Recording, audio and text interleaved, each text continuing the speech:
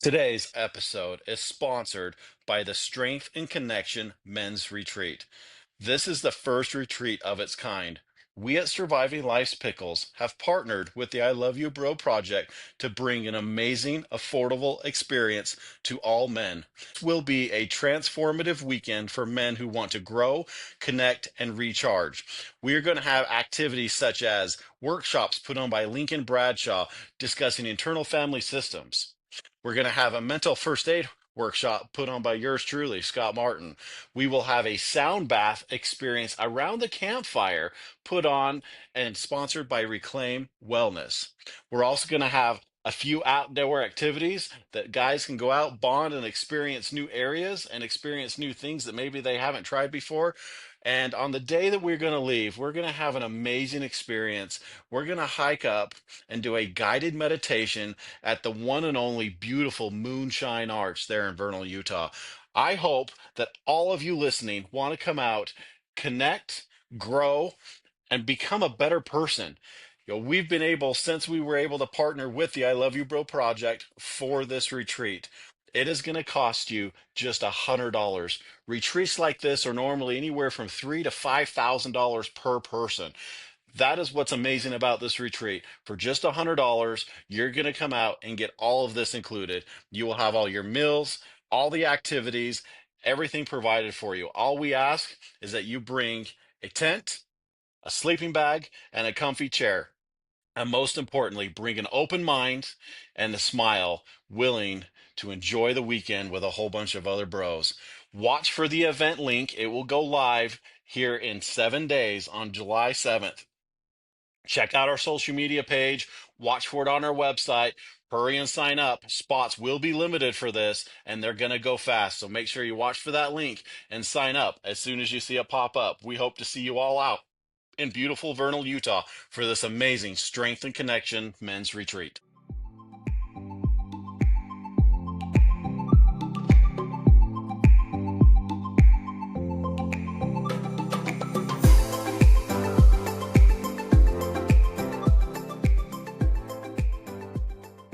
Everybody, how you doing today? Welcome back. It's Scott with Surviving Life's Pickles on another great episode, sitting here with my amazing wife, Hillary. How are you?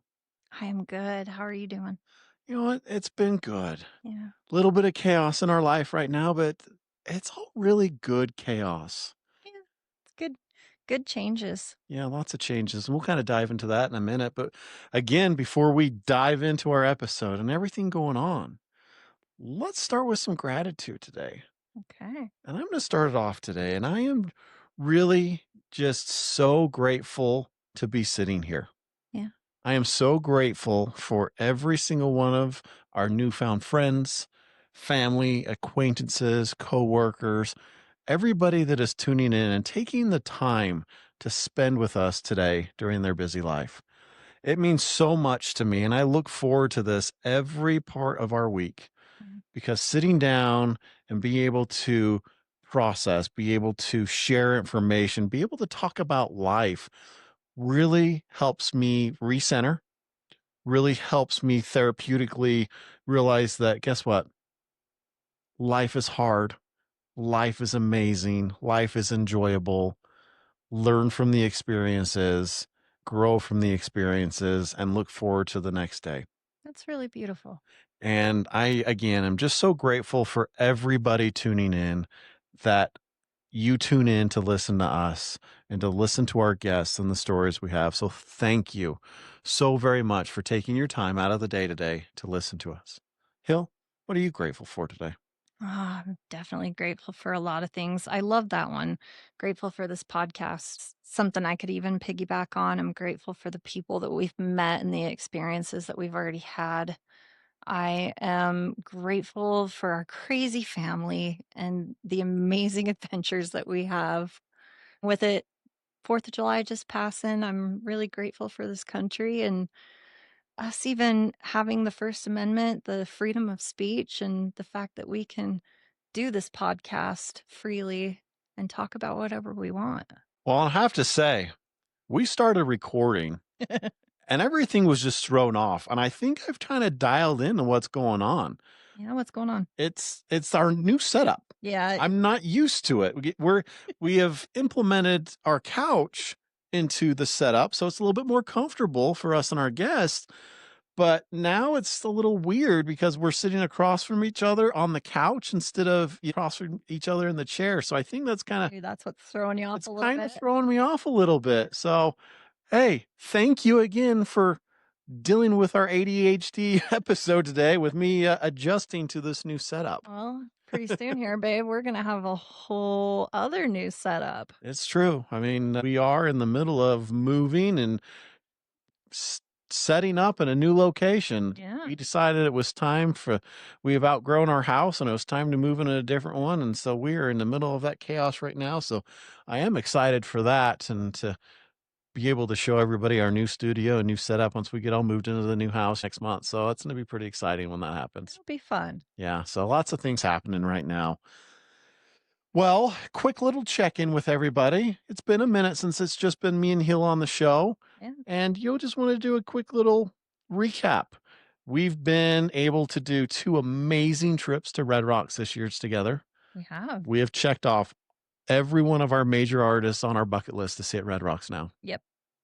And that is an awesome experience and an awesome accomplishment. It's been great. Mm-hmm. Some of the best that I've had, the best experiences is being there with you and being there with the boys and experiencing that energy. Yeah. That place is so amazing. Just if any of you have never been to a concert in Colorado at the Red Rocks in Morrison, Colorado, it is just that place is it's unexplainable. I don't even have the words to say how beautiful that place is, how amazing the sound is. I don't think it would matter who is playing there. It would still be an amazing experience. Well, it's the only natural amphitheater like that in the entire world. Yeah. And it's pretty awesome. So we've had that experience this year. Mhm. We're moving. Yeah. I I started a new job at the first year. I've now been laid off from that job. I get to start a new job here in another week, which I'm really excited about. So, like I say, lots of things have happened. We're selling our house Yeah. and some amazing things have happened. And that's kind of one reason we want to be here on the show and kind of share with you guys is the Surviving Life's Pickles has now grown. Yeah. We are now not just a podcast. We are offering training Mhm. for businesses and communities and people who want to learn and grow in mental health awareness. We are also providing suicide training for communities and businesses and people who want to better their knowledge on suicide prevention Mhm. to be able to help their coworkers, to help their friends, their families, loved ones, anything like that. So we're super excited about that. But like I say, all these things have been happening, and I'm so excited that I have been asked not once, but 3 different events I get to be a keynote speaker this fall at. That's so exciting. And I get to share some of these experiences and some of the knowledge that I've gained from this training with my fellow coworkers, with people in the industry I've been in for a long time. And I'm just extremely excited for the experience of being able to share, but being able to have these open discussions with a group of my peers. Yeah. It's something that you're passionate about and you want to share it with the world. Yeah, and so that's really exciting and that's coming up. So if anybody is part of the AGC Council here in Utah, I will be speaking at their safety event on September 11th. I will also be teaching a suicide prevention class that day at the convention. And then I will be speaking at the Utah Safety and Industrial Council Fall Conference up at Weaver State. And that'll be pretty exciting this fall as well. So yeah, all great things. I'm super excited to that, and I can't wait to see all of you there. But let's kind of dive in and probably a little curious about what kind of training can we offer? What can we do? As we dive into that, though, I really want to explain how this came about. Yeah. We started this podcast, like many of you know, because we wanted to share experiences. We wanted to take some of the knowledge and pain and different things that we have learned on the way and share it with people to help them, while also sharing other guests and friends and families' experiences with you as well, so that we can pass that knowledge on. And that was a huge part, is we wanted to be able to just share and help somebody with struggles that they were going through. And that brought on this training that I had found. I had found a guy on LinkedIn, Mm-hmm. and he was from Texas, and he's a construction worker as well. And he was offering this training. And so I messaged him and we talked about it. And the training is called Mental Health First Aid. And we talked about it. We did a Teams meeting and talked for about an hour. That first time he explained to me why he does it, what it's about, what it teaches you. And all these lights were going off in my head saying, you know what, this is something very, very needed. I With what I went through last year, I found that there's a very big need and there's a hole for people who are struggling with mental illness in the workplace, Mm-hmm. specifically in the industrial construction mining area.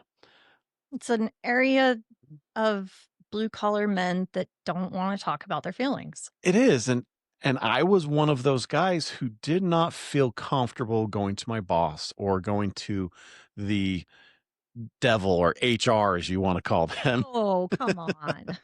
I mean, HR is scary to most people. They don't want to go to HR. You usually go to HR and you're getting in trouble. Yeah. And so I was that guy. I didn't want to talk to anybody about it. And this training, what it can provide is it provides training to the average person, Mm-hmm. uh, to somebody in your place of business, your coworker, that you can be comfortable going to and saying, "Hey, I need to talk to you. I don't feel comfortable going to my supervisor. I don't feel comfortable going to HR, but can you sit down and listen to me for a minute?" It gives you that person who can be a buffer Okay. and can really be an advocate for you and help you through whatever struggle you're dealing with. Mental health first aid, and let's kind of just dive into this. Okay. Mental health first aid is equivalent to CPR or first aid training, is how I would put it for somebody just to understand. Yeah. It is some training that helps you be able to deal with mental crisis, Mm-hmm.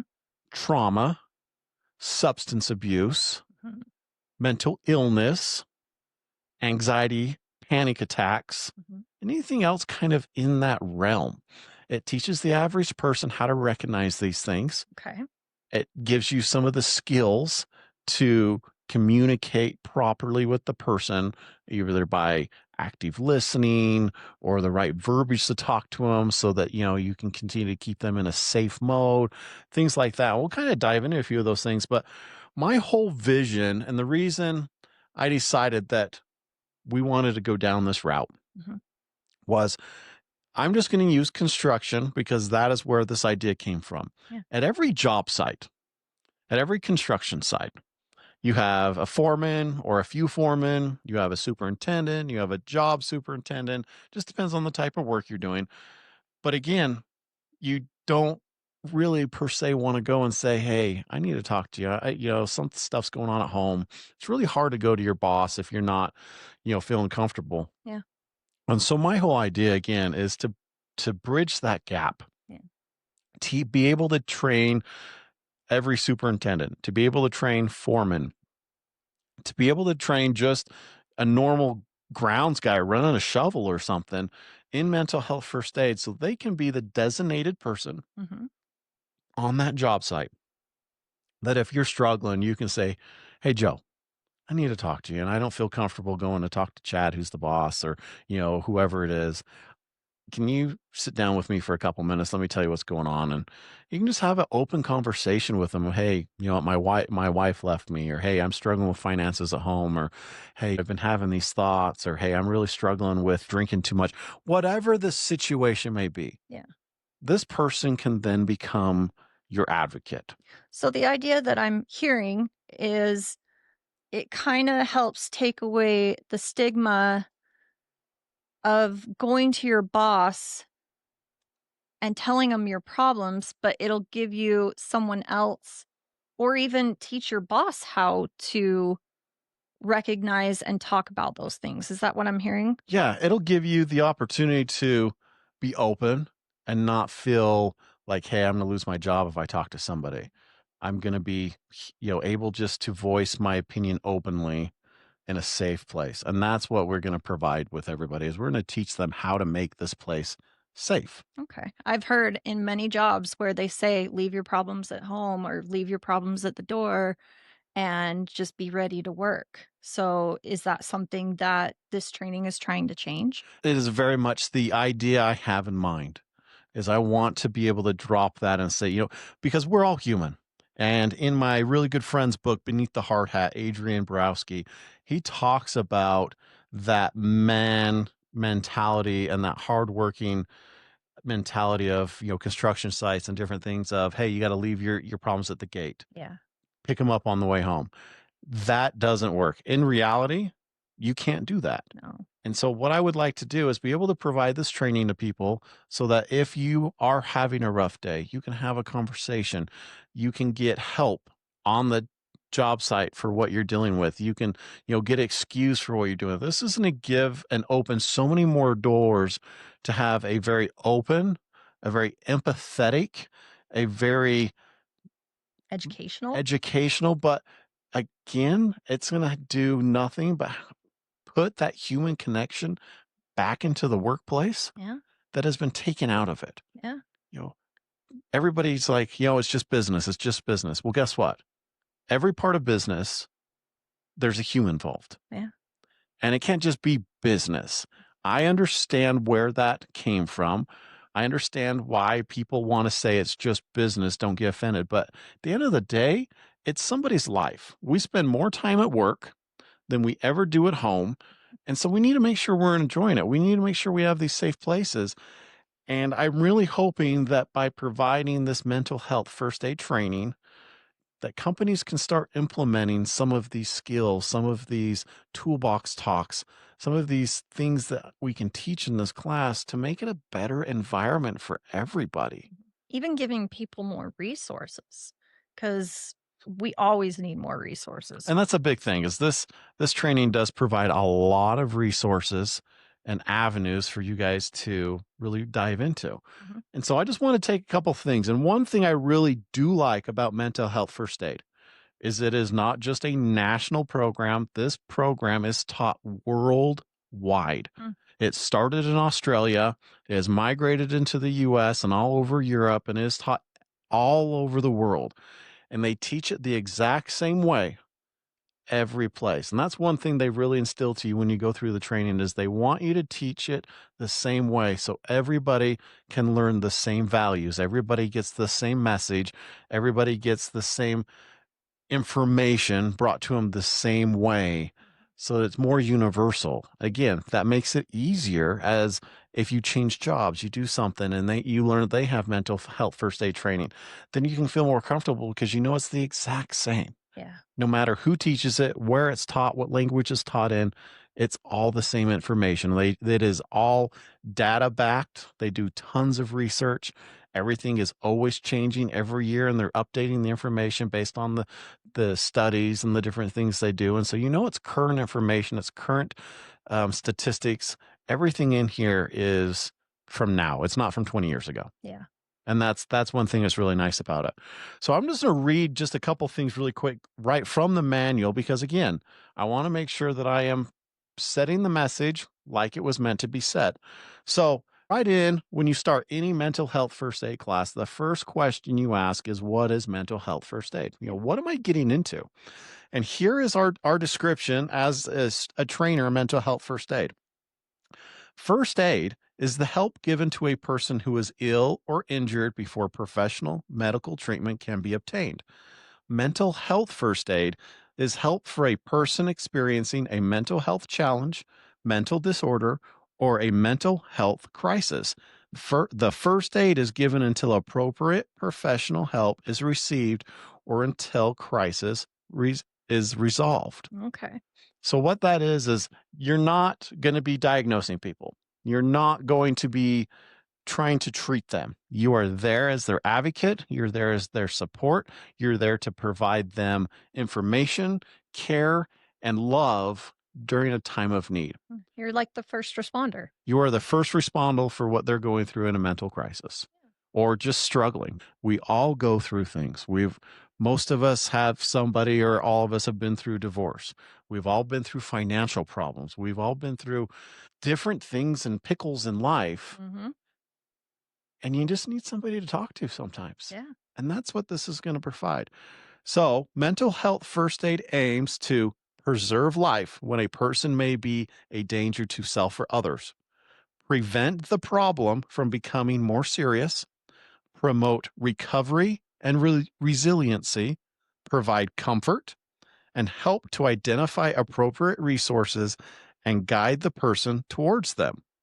To administer mental health first aid, the first aider must know how to recognize the signs and symptoms of mental health challenges, how to offer and provide initial help, and how to guide people and their family toward appropriate treatments and other supportive help. Hmm. It's a great summary Absolutely. of what this is, what we're trying to do. And again, I'm hoping I'm painting a picture of my idea in the workplace with this. Yeah. And they do have a specific mental health first aid in a workplace. That one is more designed for big corporations. So corporations like Ford, IKEA, Best Buy, trying to think, there's a few other ones that are on here, have all implemented mental health first aid. Delta Airlines, they all teach this to their employees. And it's an amazing, the reports and the different statistics that have come out from these companies of how high their attendance has gone up, how high their employee engagement has gone up, how high the morale has gone up since they've implemented these changes. So big companies are actually already using this training. Yes. Yeah, it's been in the US since 2008.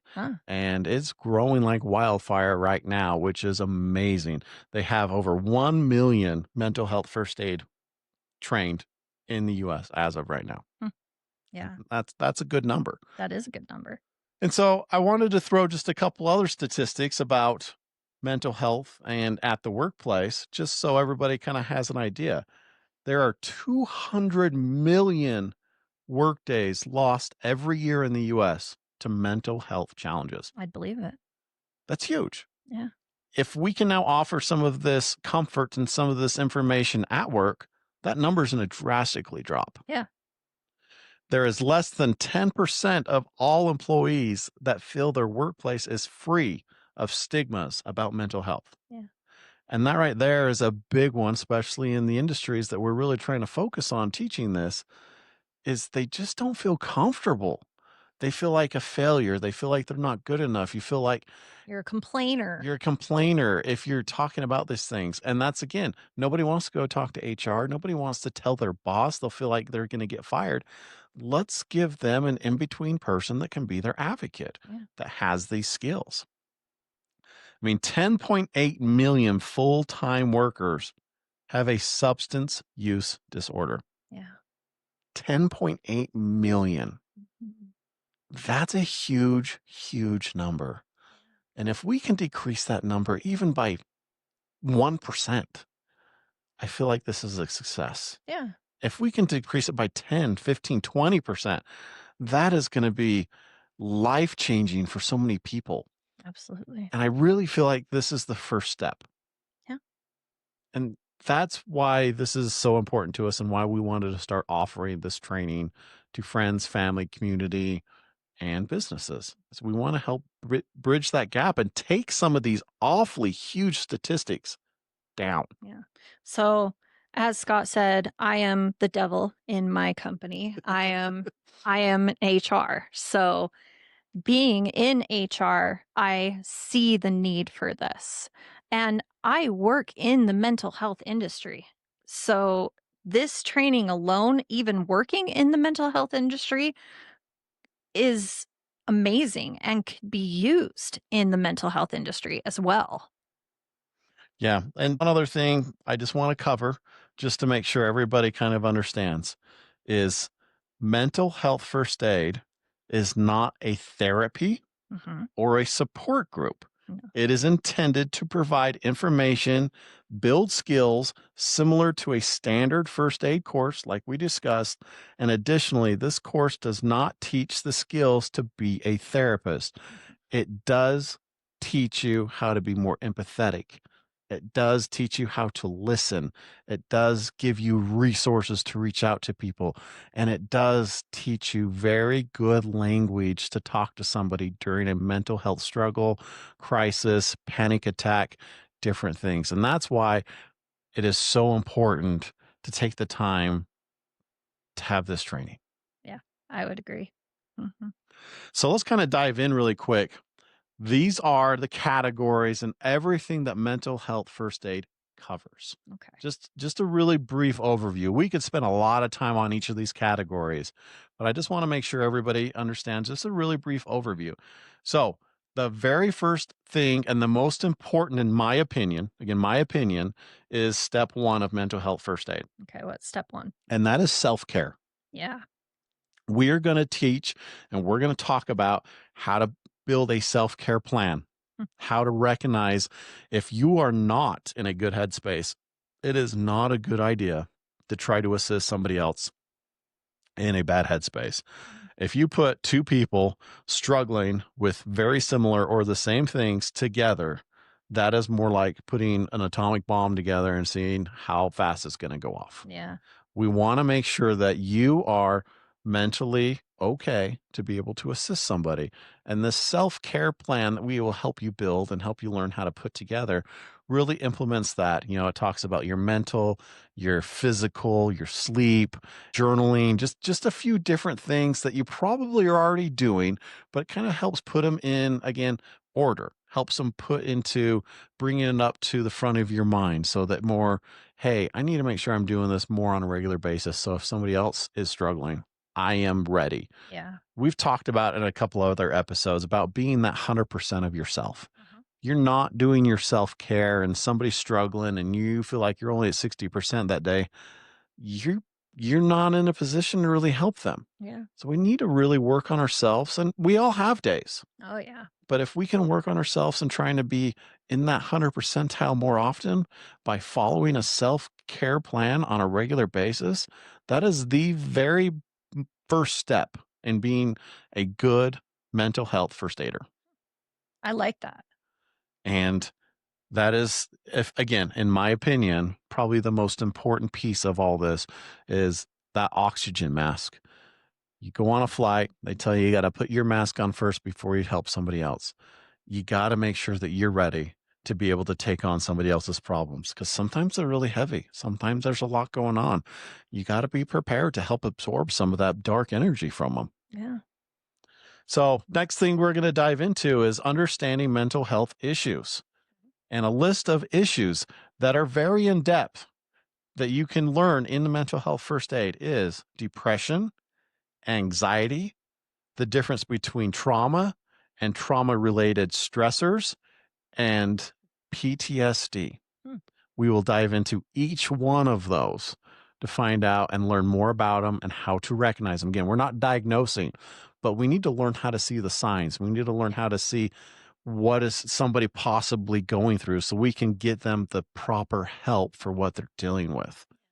We'll also learn about bipolar disorder, psychosis, which is really a big one lately, especially in your world. You've had a lot of people come into your facility that have been in total psychosis. All the time. And there's a lot of new drugs, a lot of old drugs that have been revamped that are out there as far as substances that are really giving people a really hard time, and it's really scary. Yeah. And so to be able to recognize how to deal with psychosis, especially if somebody's having a psychotic event, Mhm. is very, very needed. Mhm. Other things we're going to talk about is eating disorders. That's one that's not talked about a lot. That's not. It's a very closed door topic. So we're going to kind of open the doors and talk about eating disorders. We're really going to dive into substance use disorders. We're going to talk about all the different substances that are out there, legal and not legal, so that you're aware what's going on and what type of signs to look for. Yeah. For Other somebody who doesn't know substances or isn't in that world, it can be very hard to recognize the signs. Right. Well, and on my personal story, I had so many coworkers that after I had talked about what had happened, they're like, I had no idea. Yeah.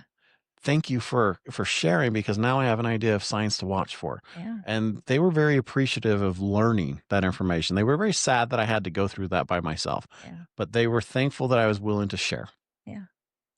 Some of the other things we're going to dive into is non-suicidal self-injury. Okay. That is something, again, that's really not talked about.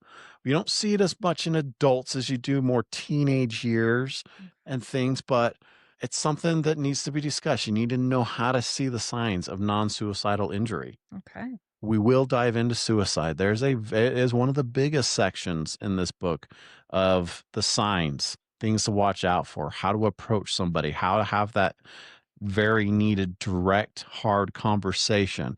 That is a big part of this course, is suicide. It is not a suicide prevention course, but it is a portion of what we talk about. Mm-hmm. And then the last thing is first aid for mental health crisis. How to deal with a mental health crisis if you are there involved in one. If you see any of these things happening, how do you do it? And with that, we really discuss kind of a post self-care Mm-hmm. program. Yeah. I went through an experience not too long ago that was a mental health crisis, and I just wish that we had some of these resources at that time, because I know I did not approach it correctly. And unfortunately, even distanced myself from this person. And I fully regret it. And I only wish that I would have had this training back then. Yeah. Well, and personally, and you can tell me to shut up if you don't want me to share, but you had an incident about a month ago with a lot of the stresses and different things going on in our life. And because this was so new, I still wasn't comfortable. I still wasn't in the mindset of, oh, stop and think about my training Mm-hmm. to be able to help you. Yeah. I had a panic attack, basically. And so that's one thing, again, of being able to use this more and more on a daily basis to practice so that you can use it for your loved ones. You can use it for people at work. You can use it for anybody that is needing any type or anything involved in this training. Yeah. So, well, let's kind of dive in. The key point to mental health first aid training, like the main focus point that we teach you, is called ALGIE. And ALGIE is an acronym. And I know here in the US, we love acronyms for so many different things. For sure. If you're in the military, acronyms, you live by them. But ALGIE is the acronym that we use in mental health first aid. And it is really the core foundation of everything that we do.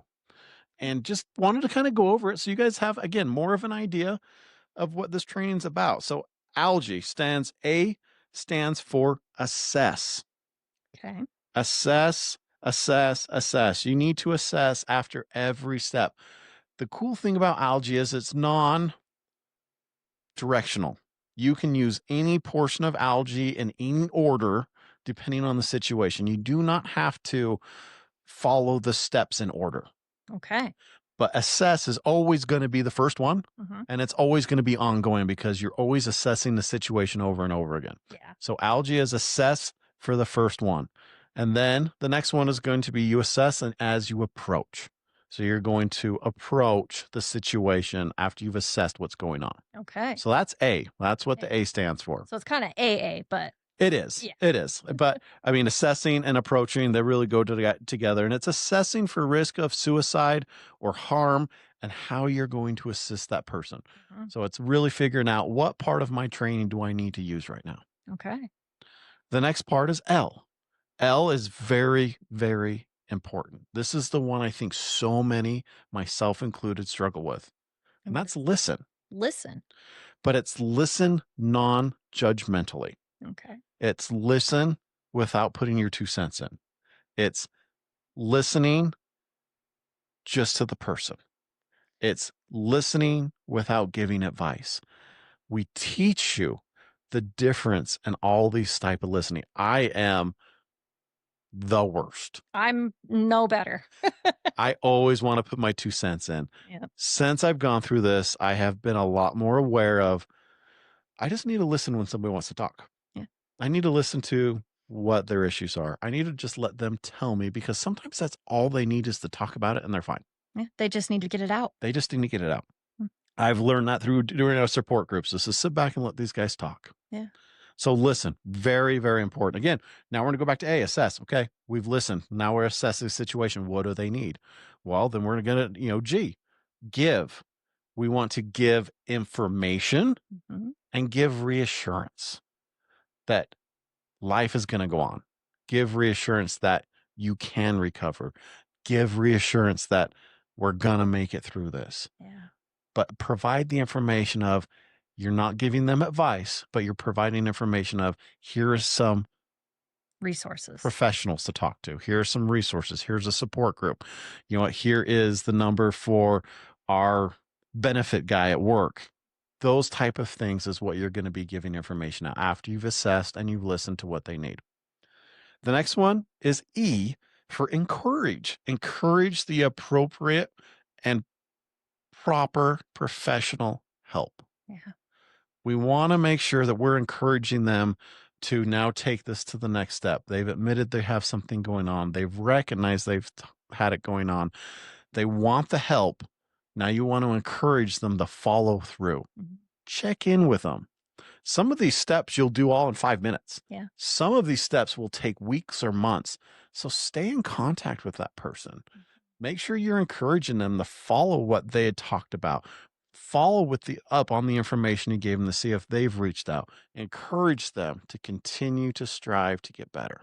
In my experience, usually the fact that they have even come to talk to you is the hardest thing to begin with. So they are looking for both that reassurance and encouragement because they approached somebody to talk about it. Yeah. And I just did some suicide training, prevention training, and we talked about, I don't remember the number, but it's huge. Like it's, I think above 60% of 60% of people who approach and actually have a conversation usually do not follow through. So it really is listening and encouraging, meeting them where they're at. Yeah. It's big. That's a big one. And then the final step is the second E, and that is encourage self-help and other support strategies. So now we've gave them the information for professional help. We've gave them, encourage them to reach out for that. Sometimes you get through that professional help. You don't need that therapist every week. Yeah. You don't need that doctor every week or whatever the situation may be, but you do need that human connection. We do. And that's when we provide solutions of, hey, a men's group meets this week or a women's group meets over here, or, hey, there's some free couple counseling classes that the state puts on. Whatever the situation may be, we encourage them to reach out and find some of these other avenues to continue learning, to continue growing, and to continue helping themselves move forward in their struggles. Encouraging their own self-care. It is. And it's teaching them that self-care program. Yeah. So you'll start actually teaching them some of the stuff that you've gone through in your training so they can better themselves. Wow. So, that is really mental health first aid in a nutshell. I like that nutshell. There's a lot of information in there. We don't want to teach the whole class here on the episode, but we really wanted to sit down and share that information. This course is not a 1-hour course. This course is not a 2-hour course. This is an 8-hour course. It is in depth. It is a lot of information, but it is so good. And it is so needed in so many different areas. I mean, they do offer mental health first aid for first responders. They offer mental health first aid training for nurses. They offer mental health first training for communities. There's all these different versions of mental health first aid. They offer mental health first aid training for young adults. Mm-hmm. I think that one is super powerful, and that one's very needed. So there's a lot of options for these. We're able to teach, as of right now, all of the adult courses. Mm-hmm. We went through and got all the certifications and all the training to be able to teach the adult courses. Hopefully sometime next year we'll dive in and be able to do the youth courses. But we really wanted to get our foundation set. We really wanted to start providing this. I'm super excited because my very first training class is set, and my first training class is actually at Hilo Air Force Base. That'll be a good one. And I'm really excited to provide this information to, I believe it's some first responders and mental health workers at Hill Air Force Base. Okay. And so there's a lot of good information that we're going to be able to share with them that they can take back. And Hill Air Force Base actually holds these on a regular basis for a lot of people up there. So I'm really excited. I'm really honored that I'm able to teach one of my first classes up there. And then we're just going to continue to provide this. I really would love everybody to spread the information. Let your workplace know that this is something we offer. Have them reach out to us. We can do a 30-minute presentation to kind of show them really how it can benefit you and your company and you and your family and you and your extended family. There's so many things. It's such a wonderful training program. I'm so excited to be able to share it. I am very excited, and I think it's just something that everybody can use. I think it's something that every company can use. And with the mental health crisis that's going on in this nation lately, it I'm just glad that something like this has come about and that this is becoming more common information. And any way that we can provide help to someone that needs it, I'm all for it. Yeah. Well, we're trying to break that stigma down of, you know what? You're tough. Just tough it out. Yeah. Leave it at the gate. Leave it Rub at the some dirt door. on it. Rub some dirt on it. We really want to get past all of those sayings. We really want to break that down of just being comfortable, being able to have open conversations. Again, I talked to my friend Adrian Borowski, who wrote the Beneath the Hard Hat book. And up in Canada, where he's from, they've seen a huge shift by offering very similar trainings and some of these trainings up there as they're doing this in the workplace. Hmm. And they're seeing more people show up. They're seeing less safety incidents on construction sites. So many things are positive about sending somebody through this course. And I know everybody's thinking, oh man, 8 hours. And I'm going to be 100% on 8 hours is a long time to discuss a lot of these things. It is. But what we're trying to do is, yes, we can offer an 8-hour course and you can sit through an 8-hour day and do it. I don't recommend it. We have been able to put together the training where we can split it up 2 different ways. Mhm. Well, 3 different ways. You can do the 8 hours all together. Yeah. You can do 2 days back to back of 4-hour courses, or you can break it up over 4 days and 2.5 hours each day. Which is probably something that I'd prefer. You show up, you do your training first thing in the morning, and then you get to work. Yeah. And, you take that 2.5 hours, you do it, and then you have time to digest. You have time to think about it. So the next day you come back, you're going to have those questions. In the construction world, I think that is awesome because you can then send a lot more people through it because you can't have your whole construction site down for 8 hours, No. not even 4. But can you spare 2 hours a day to train people? Absolutely. Yeah. And so we More have, doable. we just have a few options to be able to fit your needs. Yeah.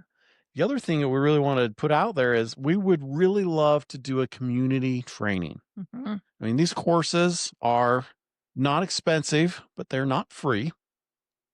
But we would love to offer a community training course if we can get enough people to reach out to us.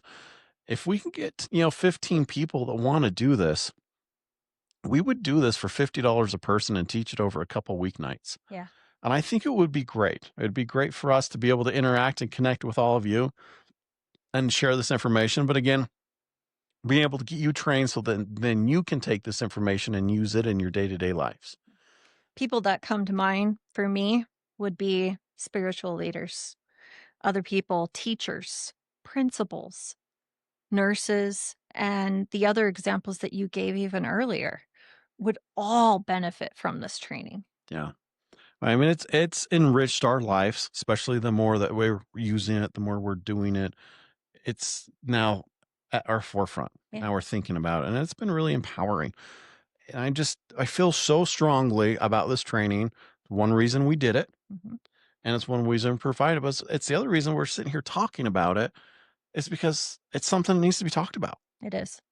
And that's what we're all about, is helping people out of pickles. Yeah. And this can help you out of that pickle jar. It can help you climb right out slowly and surely, but it gives you the tools necessary to be able to help yourself and to be able to help others. hmm I'm all about more tools. The more, the better. Because I remember back in my very darker days, I had no tools at the time. And as I've grown through my own recovery and through my own mental health recovery, the tools that I've gained are invaluable. They are absolutely priceless to me. But I'm always willing to learn more. And I always need more because I'm still human and I still forget things. So I think that this training is just one more tool that we can use for that mental health battle and that mental health crisis. Yeah. And we keep saying mental health crisis. And really, the mental health crisis has been here since the 1600s. Yeah. It's just different. It's People now are a little bit more willing to talk about it. People are more willing to be open, to recognize it. Uh, Really interesting fact that I learned in my suicide prevention course today is in the 1500s, it was a crime to commit suicide. And I laughed at it because it's like, well, you're already not here. yeah. So what do? Well, what they did is really awful. What did they do? So in the 1500s, if you committed suicide, it was a crime. So any of your property, any of your belongings, your family had no right to it. Huh. The community and whoever had their first right to take whatever they wanted. Wow. Then they would also hang you in the town square. And then they would bury you outside the city limits. You weren't allowed to have a headstone. You weren't allowed to have a marker, nothing. You were just buried. It's so sad. And that's how it was in the 1500s. In the 1600s, it got a little better. hmm The family didn't have rights, and they really weren't as much hanging people. But what they did is they drug your body through town by a horse, defacing it so you were unrecognizable. Because it was so shameful. It was so shameful. Yeah. And that shows me how much we've come as a society and as a human race.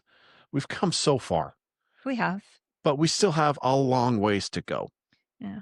I feel like in this day and age, we are more disconnected from each other than we used to be. And there's a lot more boredom and there's a lot more complacency. Idle hands. Yeah. Idle hands. I remember the saying my grandma used to tell me all the time. Idle hands, something, something. Answer the devil's work. Or devil's word or something. But really, that human connection is being taken out of our lives by technology. It is. We see it in our kids. We see it in our friends. We see it in our families of being disconnected from each other because you're involved in this technology sitting in your hand. Yeah. In front of this screen. That again is a great thing about this mental health first aid. It teaches you how to start having conversations again, How to reconnect with people. how to reconnect, how to address issues. That's what we need. We do need it. So connection is the number one thing that saves somebody from suicide. Yeah. Connection is the number one thing. Mhm.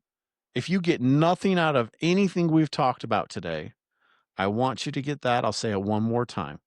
Connection is the number one thing that saves people from suicide. I believe it. Absolutely. They're just missing that connection. Yeah. And so let's do better. Yeah. Let's teach ourselves. Let's learn. Let's talk to the people at work. Let's see how they're doing. Let's not just do the water cooler check-in. Mhm. Let's really ask. Ask the why questions. Mm-hmm. Ask the what questions. That's the deep question. Ask the deep questions. Don't be afraid to step a little bit out of your comfort zone, and don't be afraid to answer out of your comfort zone. These are all good things, and this is why we're doing what we're doing. Yeah. We want to provide avenues. We want to provide information. We want to provide experiences from other people of what they struggled with. And I tell you what, if you go back and listen to any of our episodes, you will hear in every single episode the word connection. Somehow, some way, that a connection that person that was struggling made with somebody else. Absolutely. And so that is really the biggest message I want to make sure everybody gets away from this today. Yeah. I think it's a great message. Well, let's leave it there. Let's throw a challenge out. Okay. All of our friends and family that are listening today, I'm the first challenge you. The first challenge today. Share this episode with at least one person that you normally wouldn't. Share it. Or just share the show of an episode that you think they could hear. That's challenge number 1. I want to throw out there to every single person. I like that. Challenge number 2 is I want you to go up to somebody in the next week, and I want you to ask them a harder question. Somebody at work that maybe you don't talk to all the time. Somebody in your family that maybe you don't discuss things with all the time. I want you to go up to them, ask them, how's life? Mm-hmm. What's going on in your life that's new? Is there anything I can help you with? I like that. Ask somebody that question. So 2-part challenge for every single person listening today. Share the episode with somebody that you haven't done it before, or a episode that they could benefit from. Mm-hmm. And then ask somebody a hard question and try to make a deeper connection with somebody that you usually don't. I love it. And that's about all we have today. We really just wanted to check in. We wanted to bring this information to you guys. Before we go, we're going to hit our men's retreat really fast. Okay. And talk about the Strength and Connection men's retreat. The Strength and Connection men's retreat. Okay. So this, again, is our first retreat that we're ever doing at Surviving Life's Pickles. Yeah. We have partnered with the I Love You Bro Foundation so that we are able to bring this to you for a budgetary cost. We're going to have outdoor activities. We're going to have mental health workshops. We're going to have a campfire sound bath experience that you will remember for the rest of your life. I'm so excited. That was amazing. And it's just going to be one of those wonderful, wonderful experiences. Mm-hmm. Everything we talked about today is going to be part of that retreat. Yeah. So check out our website. Information's posted there. Check out our social page. Information's posted there. Check out the I Love You Bro social page. Information's posted there. If you have any further questions, hit me up on the website. Reach out to me. I am happy to answer them. Spots are going to go fast for that retreat. And a lot of the information we covered today, we're going to be discussing out there. I'm super excited to be able to connect with other men and show them the power and the strength of that connection. Yeah. So everybody, thank you so much for tuning in today. This has been a blast. Hillary, thanks for hanging out with me. Thanks for having me. We always have a good time. And you know what? I just feel rejuvenated again. I feel alive. I feel happier. I just love spending time with everybody here. I do too. So everybody, remember, we can't do this without you. We need your support by listening. We need your support by sharing. We need your support by commenting. That's part of your challenge this week. Share it with somebody that you haven't shared it with before. And we're excited to see you next week. And until then, I hope you can survive all life's pickles with a smile on your face. Thank you. Thanks, everybody.